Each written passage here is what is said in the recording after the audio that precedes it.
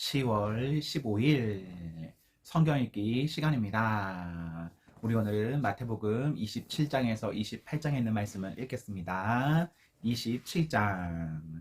동틀 무렵 모든 대제사장과 종교 지도자들이 모여서 예수를 죽일 모의를 마무리 지었다. 그들은 예수를 결박해서 총독 빌라도에게 끌고 갔다. 예수를 배반한 유다는 그분에게 유죄 판결이 내려진 것을 알았다. 양심의 가책을 이길 수 없었던 그는 은화 30개를 대제사장들에게 돌려주며 말했다.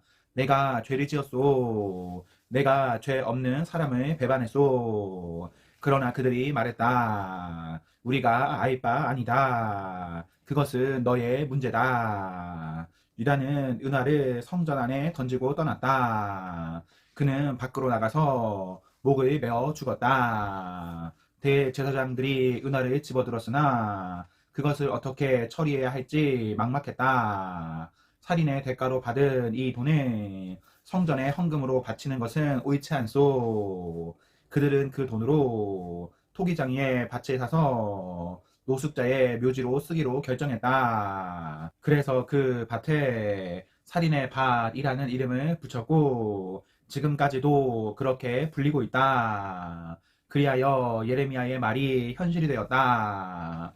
그들이 은화 30개, 이스라엘 자손이 값을 매긴 이에 몸값을 받아서 그것으로 토기장이의 밭을 샀다. 그들은 자신들도 모르게 하나님의 지시에 정확히 따랐던 것이다.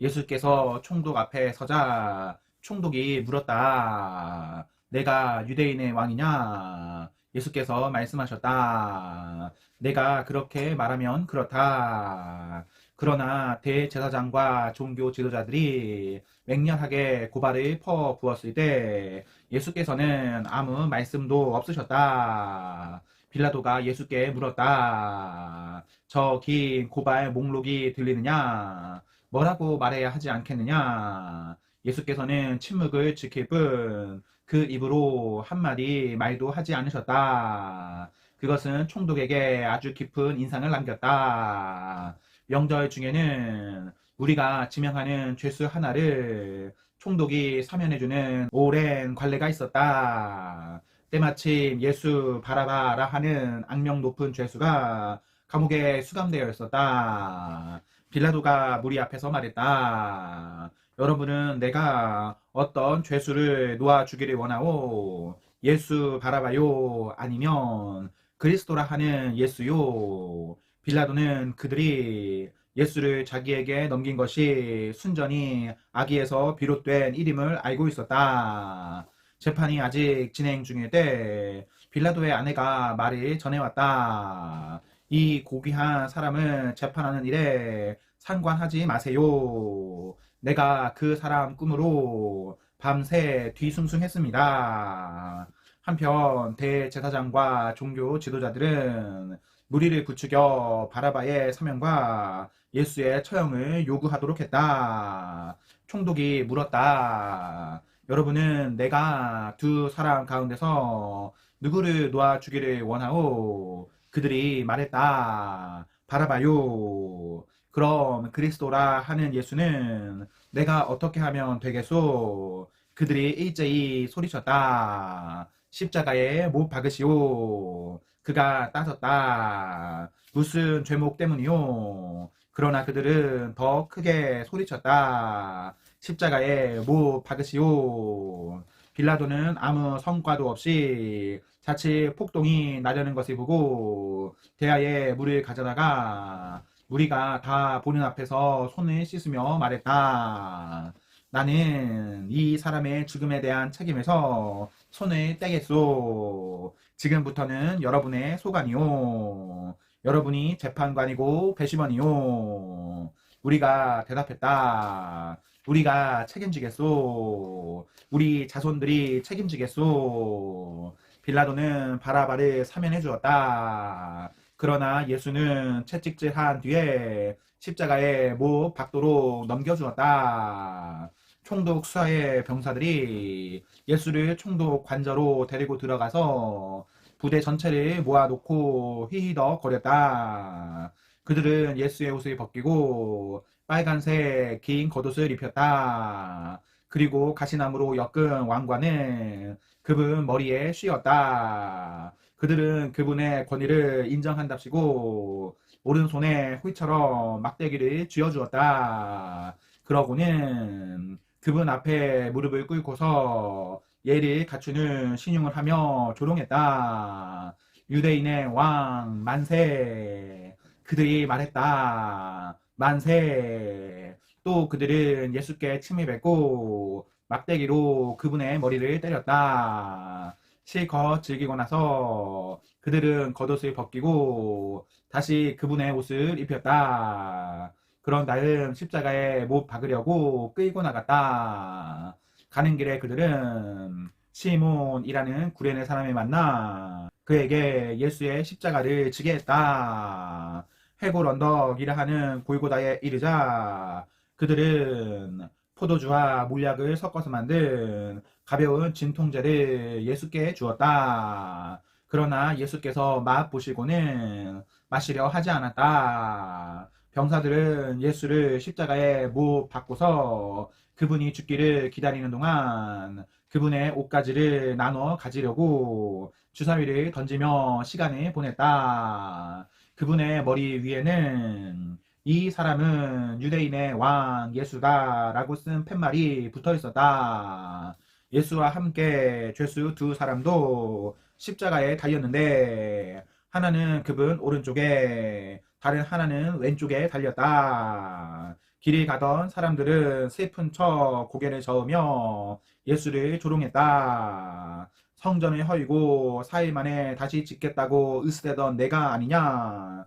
그러니 실력을 보여봐라. 내 자신을 구원해 보라고. 내가 정말 하나님의 아들이면 그 십자가에서 내려와 봐라. 바로 그 자리에서 대제사장들도 종교학자와 지도자와 나머지 사람들과 어울려 신나게 그분을 비웃었다. 그가 다른 사람은 구원하더니 자기는 구원하지 못하는군. 이스라엘의 왕이라고. 그럼 그 십자가에서 내려와 보시지. 그러면 우리가 다 믿을 텐데.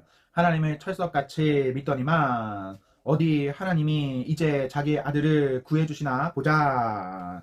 그야 하나님이 원하셔야 되겠지만 이 자는 자칭 하나님의 아들이 아니었나.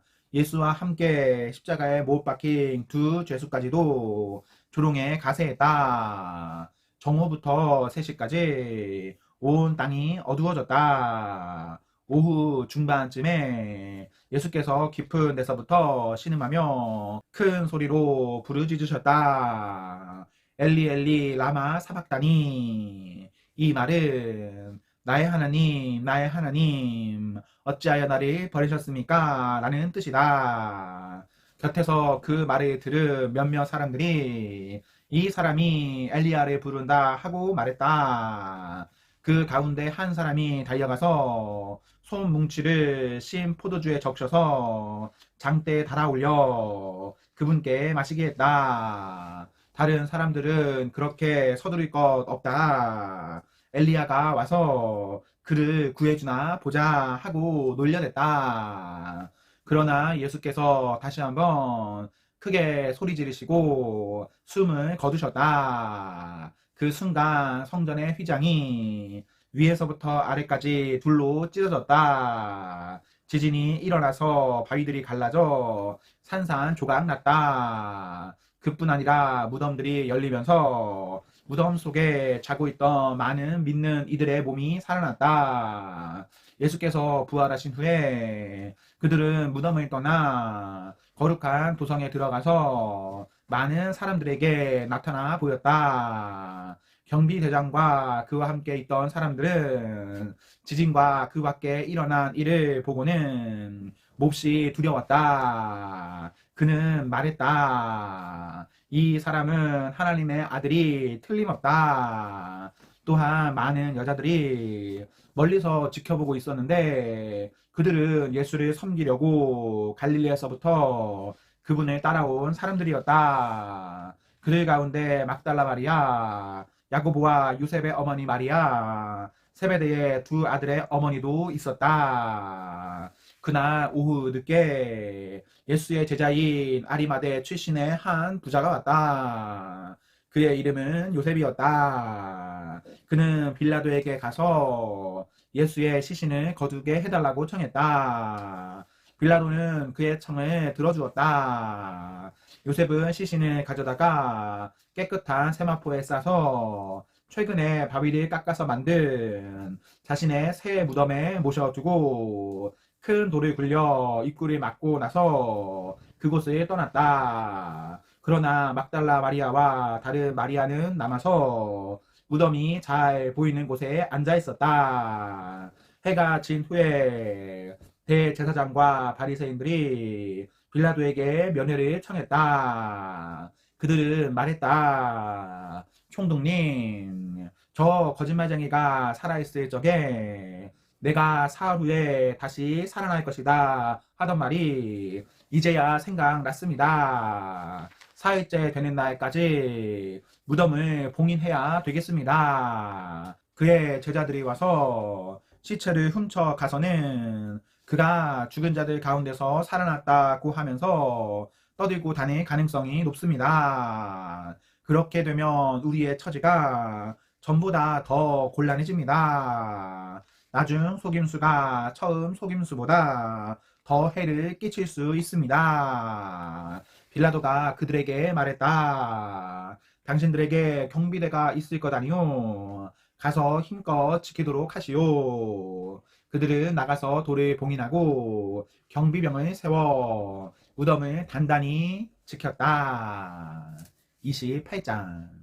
안식일이 지나고 새로운 한 주의 먼동이 트인 무렵 막달라 마리아와 다른 마리아가 무덤을 지키려고 갔다. 그때 갑자기 발 밑에서 땅이 흔들리고 진동하더니 하나님의 천사가 하늘에서 내려와 그들이 서 있는 곳으로 왔다. 천사가 돌을 굴려내고 그 위에 앉았다. 그에게서 번개 같은 빛이 번쩍였고 그의 옷은 눈처럼 하얗게 빛났다. 무덤을 지키던 경비병들은 너무 두려웠다. 어찌나 무서웠던지 꿈쩍도 하지 못했다. 천사가 여자들에게 말했다. 조금도 두려워할 것 없다. 너희가 십자가에 못 박히신 예수를 찾는 줄을 내가 안다. 그분은 여기 계시지 않는다. 그분은 말씀하신 대로 다시 살아나셨다. 와서 그분을 모셔 두었던 곳을 보아라. 자, 어서 가서 제자들에게 말하여라. 그분께서 죽은 자들 가운데서 살아나셨다. 그분께서 너희보다 먼저 갈릴리로 가실 것이다. 너희는 거기서 그분을 뵐 것이다 하고 말하여라. 이것이 내가 전하는 소식이다. 여자들은 크게 놀라고 기쁨에 겨워 한시도 지체하지 않고 무덤을 떠났다. 그들은 제자들에게 전하려고 달려갔다. 그때 예수께서 그들을 만나셔서 그들을 멈추어 세우고 말씀하셨다. 잘 있었느냐? 여자들은 무릎을 꿇고 그분의 발을 붙잡고 경배했다. 예수께서 말씀하셨다. 너희가 있는 힘을 다해 나를 붙잡고 있구나. 그렇게 무서워하지 마라. 가서 내 형제들에게 갈릴리로 가라고 하여라. 거기서 내가 그들을 만나겠다고 전하여라. 한편 경비병들이 뿔뿔이 흩어졌으나 그 가운데 몇 사람이 도성으로 들어가서 일어난 일을 대제사장들에게 전했다. 그들은 종교 지도자 회의를 소집해 대책을 마련했다. 그들은 그에게 돈을 병사들에게 주면서 밤에 그의 제자들이 와서 우리가 잠든 사이에 시체를 훔쳐갔다고 말하도록 매수했다. 그러고는 너희가 근무 중에 잤다는 말이 혹시 총독에게 들어가더라도 우리가 문책을 면하게 해주겠다며 그들을 안심시켰다. 병사들은 뇌물을 받고서 그들이 시킨 대로 했다. 유대 최고의회에서 날조해낸 그 이야기가 지금까지도 나 돌고 있다. 한편 갈릴리로 떠난 11제자는 예수께서 다시 만날 장소로 정해주신 산으로 향했다. 예수를 뵙는 순간에 그들은 그분께 경배했다. 그러나 경배하기를 망설이며 그분께 자신의 인생을 완전히 걸어야 할지 확신하지 못하는 사람들도 있었다. 이에 아랑곳하지 않고 예수께서 곧바로 이렇게 지시하셨다. 하나님께서 내게 주신 권세와 명령으로 너희에게 이 일을 맡긴다. 너희는 세상으로 두루 나가서 만나는 모든 사람마다 이 생명의 길로 훈련시키고 아버지와 아들과 성령의 이름으로 그들에게 세례를 주어 표를 삼아라. 그리고 내가 너희에게 명령한 모든 것을 삶으로 살아가도록 가르쳐라. 너희가 이 일을 하는 동안에 이 시대가 끝날 때까지 날마다 하루도 빠짐없이 내가 너희와 함께 있을 것이다. 아멘. 네, 오늘 말씀을 모두 읽었습니다. 우리 오늘 하루도 하나님과 사람 앞에서 행복하십시오. 성령 충만하십시오. 안녕.